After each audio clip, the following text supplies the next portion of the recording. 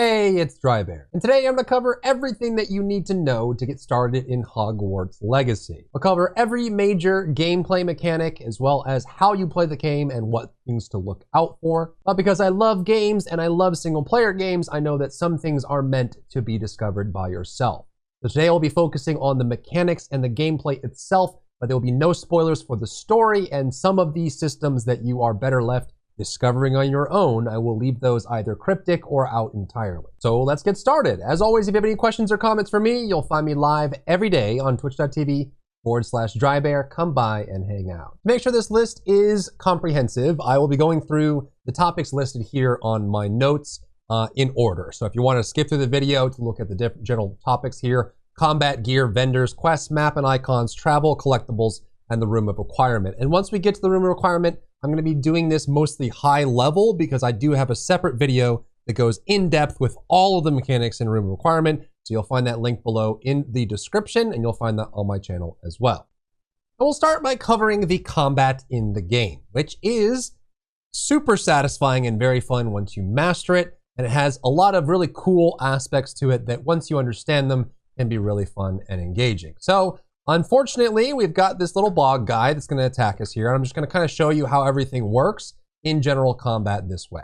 The first thing to note is that you can open your spell page on PC is with the T key. On console, I'm not sure what the actual button is, but you will be able to see all of the spells that you have available. And the color behind the spell icon is super relevant. So you have your yellow control spells, you have your purple force spells, and then your red damage spells. And then on top of that, you have the 3 unforgivable curses, which function on their own. And then you have non-combat spells that you'll use for exploration and story elements, stealth, the room of requirement, creating things, and then managing your beasts. But the things you need to know about most for combat are the yellow, the purple, and the red spells. And one thing you'll note is that up here, you might be able to guess based on this, but this is something that I have set up for my book in general. But I would recommend this setup for basically everyone that plays. On each spell bar, you want to have at least 1 damage, 1 control, and 1 force spell. And that's because there is a Rochambeau rock, paper, scissors system in the game where certain shields will pop up or quick time events will pop up, and you'll need to use the corresponding spell color in order to interact with it. Now we'll cover talents later, but just so you know, you can get extra spell slots by progressing the core talent tree. They have a whole bunch of categories for the talent points, which we'll cover in a second. But if you want to get more spell slots or spell sets, you have to unlock that through the core talent tree with Spell Knowledge 1, Spell Knowledge 2, and Spell Knowledge 3. Once you unlock these, you'll get extra spell set slots. You'll bring up your spell set menu, and you can freely swap these out as much as you want. You can even use them to duplicate in different slots if you want as well. So a lot of really cool ways you can interact with that. And then once you have these on PC, you just use the scroll wheel to go between them. And then you'll have on console the ability to swap. So you actually use all your spells as you're playing and be able to swap through those. When you're going against an enemy, just like in most 3-dimensional action games, there are going to be ways to block, parry, riposte, and then cast spells.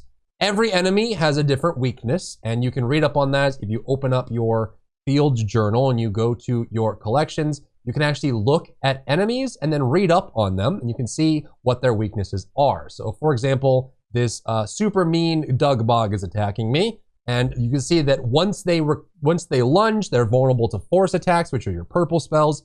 It flips them on their back, and you can do bonus damage to them. So every single one of these, one of the big ones that you want to know about is Infurious. They are only vulnerable to fire, and then once they're on fire, you can damage them with other spells. When you want to run into these undead zombies, nothing works until you use a fire spell or an ancient spell as well. So you'll want to be able to use that. But if you ever wonder about how to counter these mobs, you can look up on that inside of your collection. So while you're going up against an enemy, you can use a basic attack, which is your general attack trigger or left click, and it'll deal damage to the monster. So you'll be able to attack them to deal damage. This actually has a hit chain where the last hit does the most damage. So you do want to actually use that against them. So you'll use this, finish the hit chain, and then you'll be able to go against it like that. Next, we'll talk about dodging attacks, which is super important. There are 2 different kinds of attacks that you'll face, and you actually get the notifier for those on your character itself. So when this Dugbog attacks me, look at the head of my character. You'll see a marker that'll appear. That marker will either be red or yellow. Red means that it is an unblockable attack, which means that you cannot use Protego to block it or parry it. It is unblockable. If you get hit by it, the only option you have is to dodge. If you get a yellow attack, however, which will appear over your head, you can actually block those. You'll take minor damage if you're blocking early, but if you block late or block right on time, you'll get a perfect Protego, and you can do some really cool things with that. So if you put it at the right time, you can actually perfect block and do a shockwave.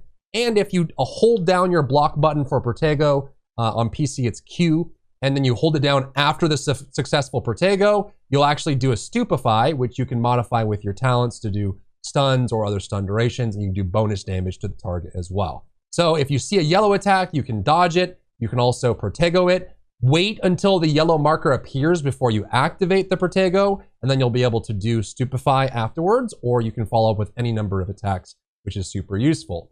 However, if you do see a red, you have to dodge the red, or just kind of knock the target down in some way, or you'll take damage from it. Now, what's cool about these spells is they have all kinds of combinations. You want to mix and match these, and like I said, I generally recommend 1 or 2 damage, 1 control, and 1 force, because you can actually use those to set up kills. One of the cool ones that you'll unlock is Glacius, which will freeze the target in place. You can then use damage spells like Defendo to cut them in half. You can explode them, or you can even knock them off a cliff.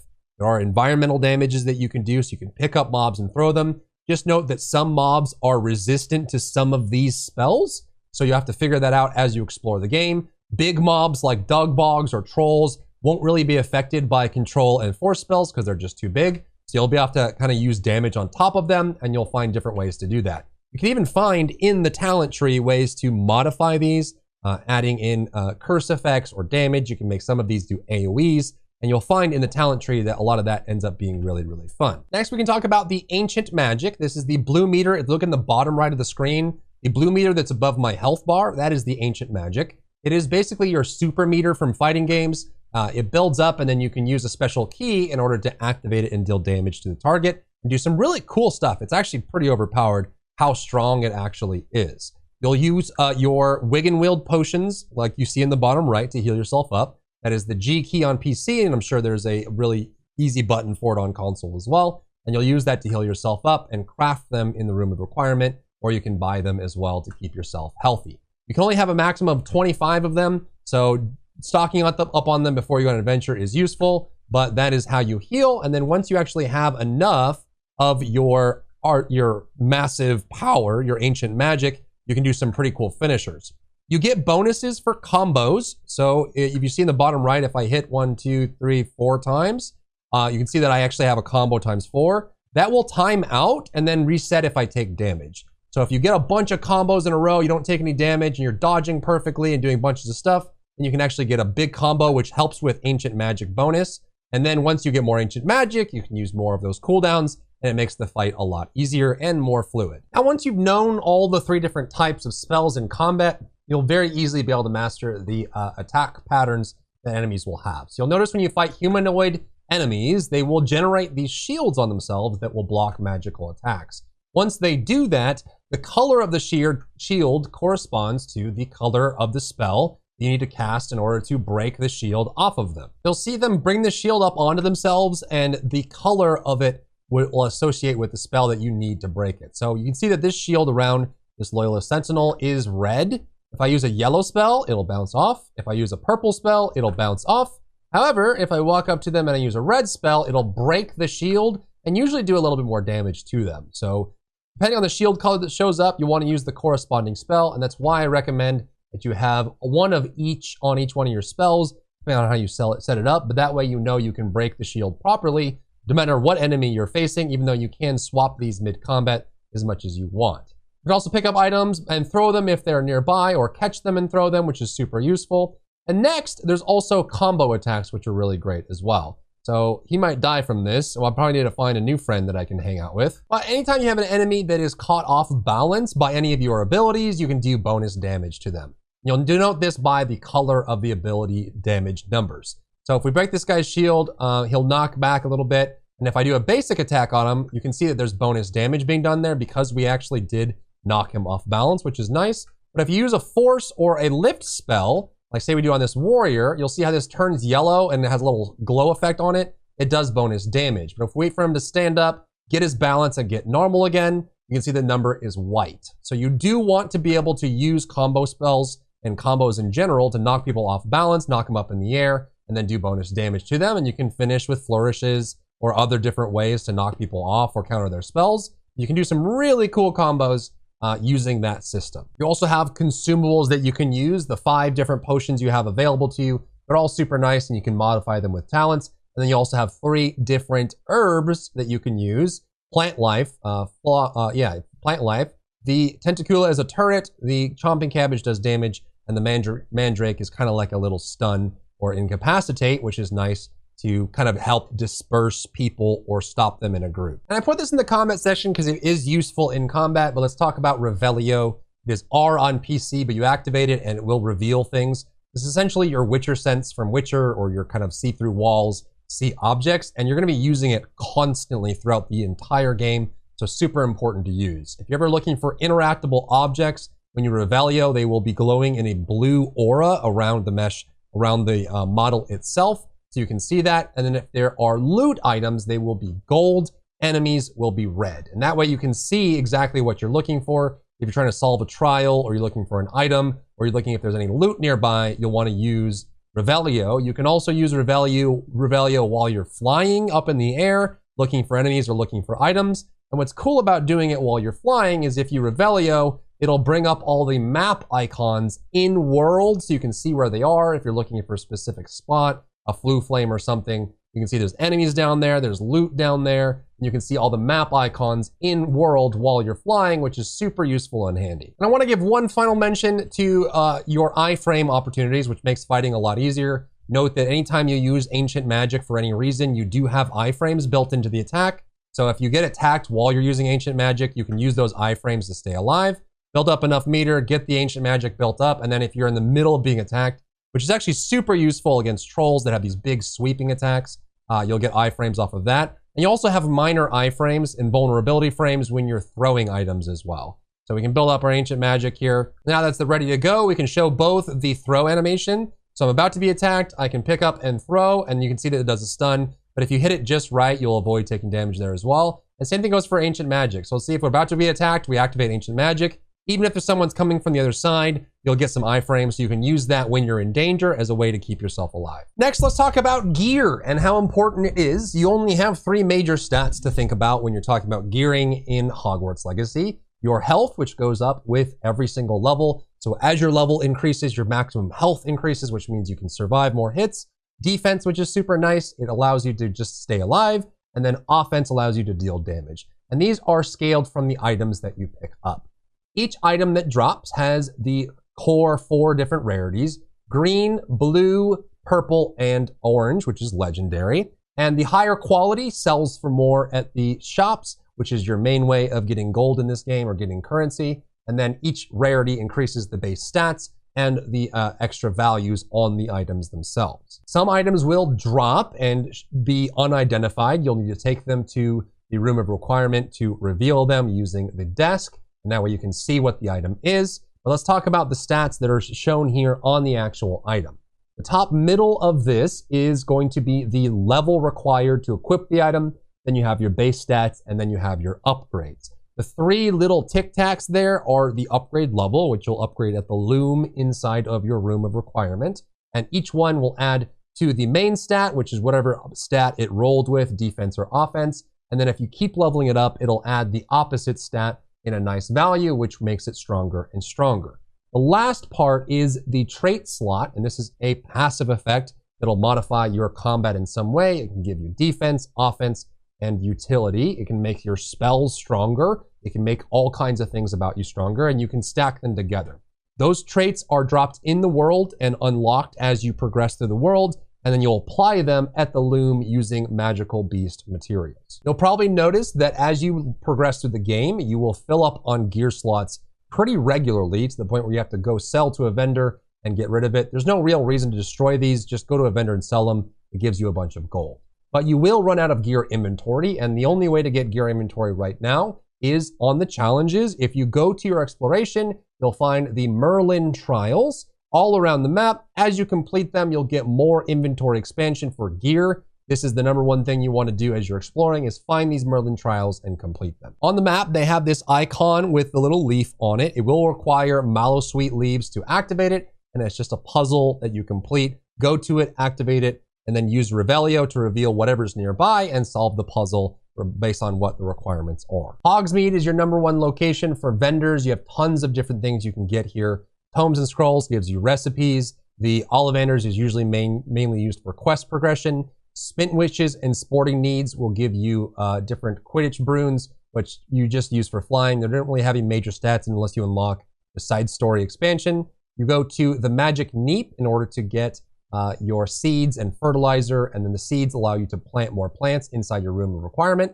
You go to J. Pippin's for potions and recipes to make potions, and then you'll want to go to the Brood and Peck for your beast materials, and then there's kind of cosmetic shops in the middle that you can utilize for personal or just pleasure. You'll have 3 main types of quests that you're completing while you're playing the game.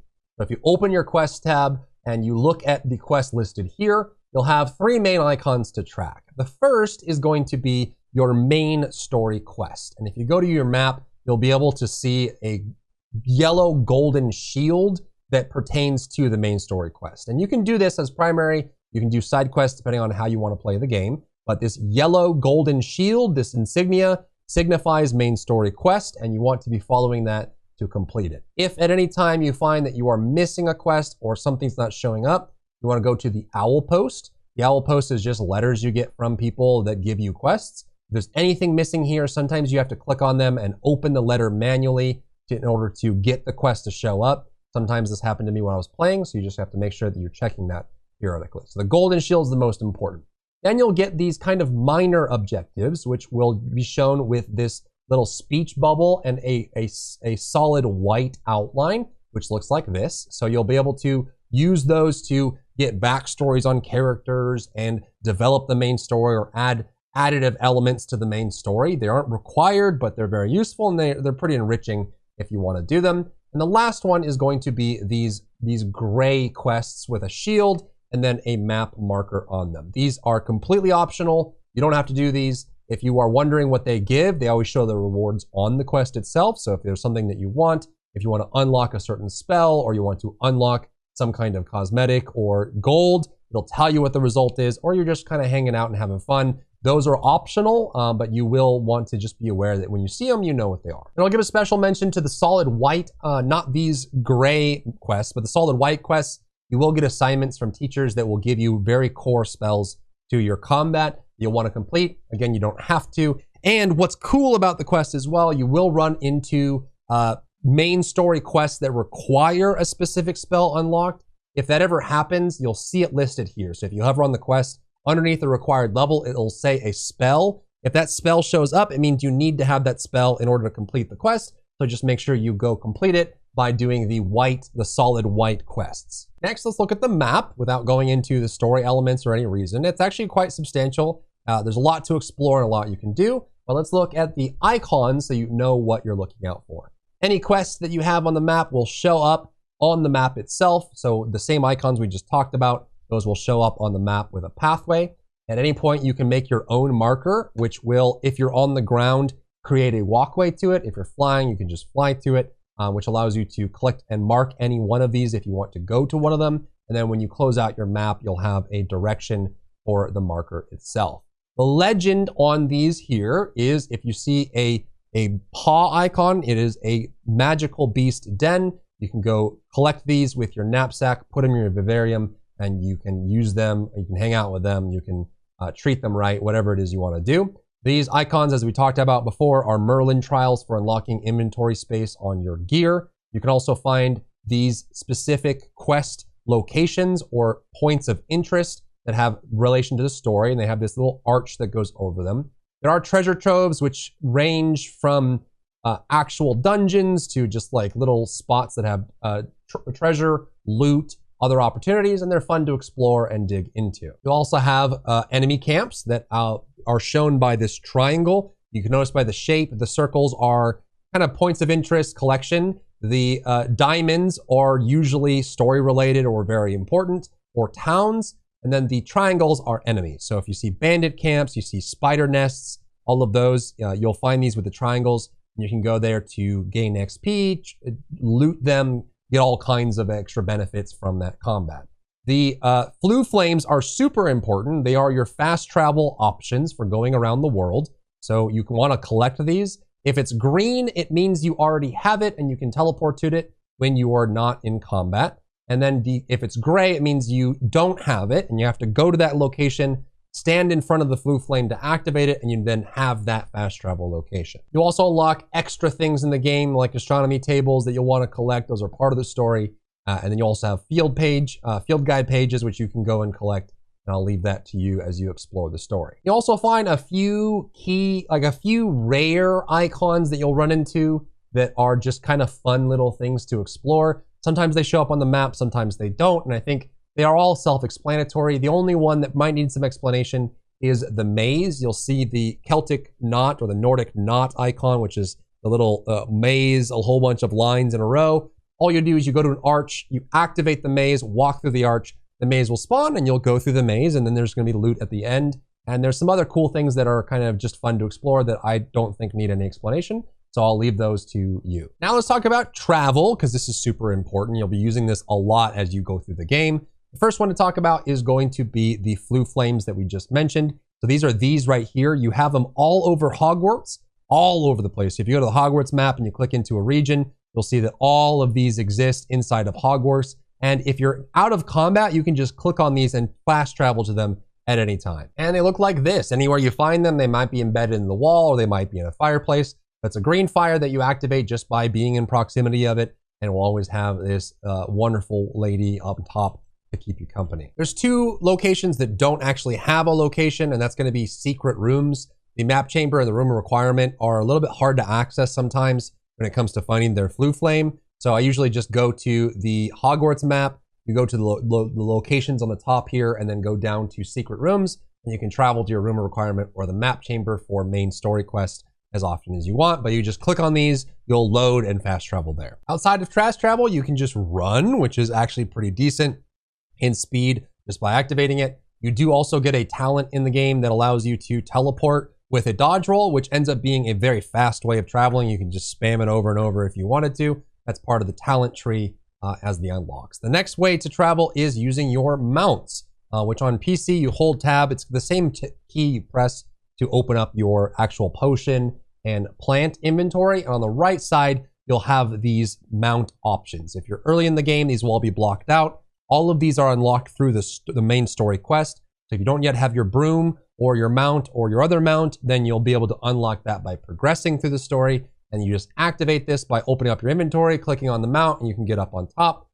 If you're wondering about the differences between the mounts, in general, the broom is the most flexible in most situations. So if you're looking for that, you want to be able to use the broom. The mount itself, the flying mount, goes a little bit higher, and then there's combat potential for your ground mount. But that's all I'll say on that topic. Next, let's talk collectibles, because there's tons of them. Primarily, all of them are inside of Hogwarts itself, and there's tons of little puzzles to discover and little things that you can engage with. I'm not going to give you the exact answers on all of these, but just a general idea on what you're looking for.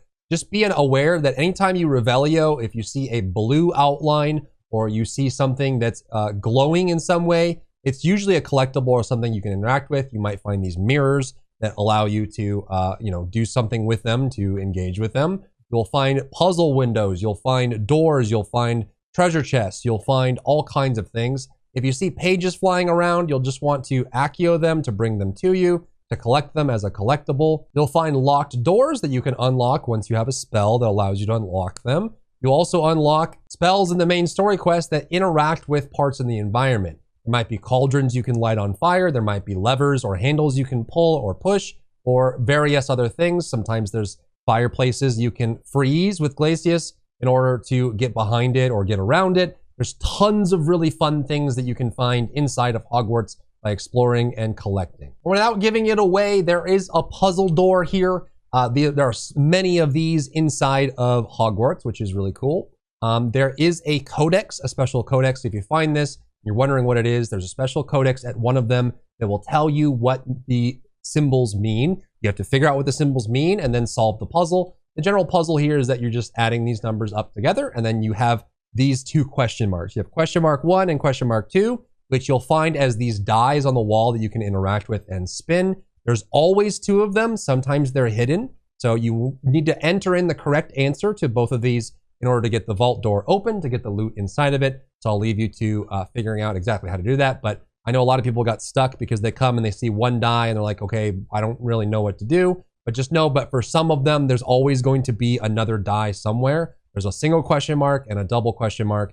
And once you find both of them, you just need to find the answer for both of the die in order to get inside the door. And lastly is the room of requirement. Again, I have a whole video covering all the mechanics inside of the room of requirement and everything that you can do with it. So I'll refer you to that. But this is mostly used for your beast collecting and getting materials. And you can also add in potion making and your herbology. But the main 2 things that you need the room of requirement for is going to be this desk here and the loom. The desk identifies gear that has yet to be identified. There's no other way to do it. And then the loom allows you to upgrade and modify your gear. You need both of these things, and they only exist inside of your room of requirement. So just be aware of that. And if you're looking for more info on it, this video is getting long enough as it is. I'll leave that full other video in the description down below. And hopefully that's a comprehensive list of everything and how it functions in Hogwarts Legacy. I hope you're enjoying it. I know there's a lot of people out there that have been looking forward to the game coming out, and hopefully this demystifies some of the things that